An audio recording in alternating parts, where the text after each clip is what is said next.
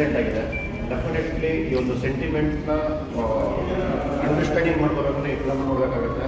Definitely ಎಲ್ಲರೂ family ಜೊತೆ ಬನ್ನಿ. Thank you.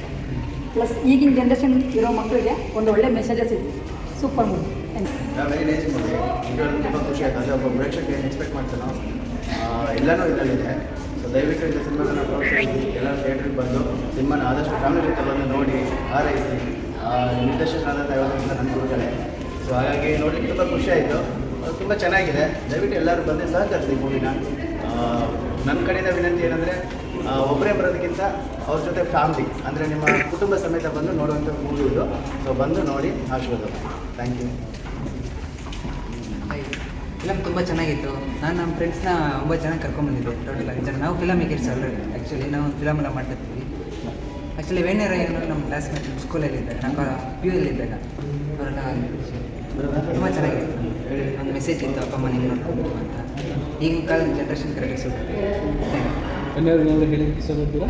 ವೆನ್ಯಾ ಚೆನ್ನಾಗಿ ಆ್ಯಕ್ಟಿಂಗ್ ಮಾಡಿದ್ದಾರೆ. ಸರ್ ಅಂದರೆ ಇನ್ನೊಂದು ಹೋಗ್ತಾ ಜರ್ನಿ ಈತು ಅಂದರೆ ಒಂದು ತಂದೆ ತಾಯಿ ಮಾತು ಕೇಳೋ ಒಂದು ಟೈಮಲ್ಲಿ ಅದೆಲ್ಲ ಫೀಲ್ ಆಗುತ್ತೆ ನಮಗೆ. ನಮ್ಮ ಲೈಫಲ್ಲೇ ನಡೀತಾ ಇದೆ ಅನ್ನೋ ಥರ ಫೀಲ್ ಆಯಿತು. ಒಂದು ಇಂಡಿಯಾನ ಸ್ಮಾಲಾಗಿ ಜರ್ನಿ ಮಾಡಿರೋ ಒಂದು ವಿಡಿಯೋನ ನಾವು ತೋರಿಸಿದ್ದು ತುಂಬ ಒಳ್ಳೆಯ ಅದ್ಭುತ ಮೂವಿ. ಇಂಥ ಹೊಸ ಕಲಾವಿದರಿಗೆ ಎಲ್ಲರಿಗೂ ಪ್ರೋತ್ಸಾಹ ಸಿಗಬೇಕು ಅಂತ ಜೈ ಕರ್ನಾಟಕ. ಸೊ ಮೂವಿ ನೋಡಿದ ತಕ್ಷಣ ಫುಲ್ ಫೀಲ್ ಆಗೋದು ಅಂದರೆ ಒಬ್ಬ ರಂಗಭೂಮಿ ಕಲಾವಿದರಿಂದ ಎಂಥ ಪರಿಸ್ಥಿತಿಯಲ್ಲೂ ತಂದೆ ತಾನೇ ಯಾವ ರೀತಿ ನೋಡ್ಕೋಬೇಕು, ಯಾವ ರೀತಿ ಬದುಕಬೇಕು ಅನ್ನೋದನ್ನ ಇಲ್ಲಿ ತೋರಿಸ್ಕೊಂಡಿದ್ದಾರೆ.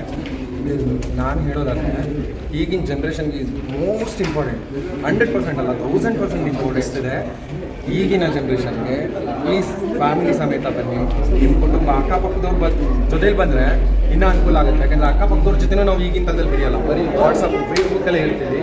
ಸೊ ಈ ಒಂದು ಏನಾಗುತ್ತೆ ಅಂದರೆ ಮುಂದಿನ ಪೀಳಿಗೆಗೆ ಒಂದು ಮಾದರಿಯಾಗಿದೆ. So very good actor. I am also theatre actor. So ನನಗೆ ಒಂಥರ ಒಂದು ಗುಡ್ನೆಸ್ ಫೀಲ್ ಆಗಿದೆ. ಸೊ ತಂದೆ ತಾಯಿಗೆ ಯಾವಾಗ ಮರ್ಯಾದೆ ಕೊಡಲ್ಲ, ಸೊ ಈ ಥರದವ್ರಿಗೆ ಒಂದು ಮಾದರಿಯ ಪಾಠ ಹಾಕಬೇಕು ಅಂತ ಇಷ್ಟಪಡ್ತೀನಿ. Thank you so much.